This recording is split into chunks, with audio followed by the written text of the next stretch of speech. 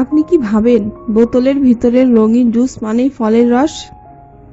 বেশিরভাগ মা বাবা বাচ্চাদের হাতে এই জুস তুলে দেয় ভালোবাসা থেকে, কিন্তু সত্যিটা হচ্ছে বাজারের সব জুস কিন্তু ফল থেকে বানানো হয় না। অনেক প্যাকেটে জুস বানানো হয় artificial flavour, sugar syrup, colouring chemical, preservative. ফলের নাম শুধু লেবেলে লেখা থাকে, কিন্তু ভেতরে আসল ফলের পরিমাণ থাকে খুবই কম। এখন প্রশ্ন, এটা বাচ্চাদের শরীরে কি সমস্যা করে? ধীরে ধীরে দেখা যায় বাচ্চাদের দাঁতের ক্ষয়, অতিরিক্ত ওজন, ব্লাড সুগার ইমব্যালেন্সিং, হাইপার অ্যাক্টিভিটি, হজমের সমস্যা, বুক জ্বালাপোড়া, গ্যাস। আরেকটা ভয়ঙ্কর বিষয়, এই জুসের বেশি চিনি বাচ্চাকে চিনি আসক্ত করে তোলে।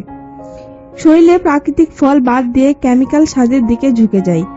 তাই আজ থেকে সিদ্ধান্ত নিন, বোতলের জুস নয়, ঘরে বানানো আসল ফলের জুসই বেছে নিন, কারণ সুস্থ বাচ্চাই হলো একটি সুস্থ ভবিষ্যৎ। ভালো লাগলে লাইক, কমেন্ট, সাবস্ক্রাইব ও ফলো করবেন।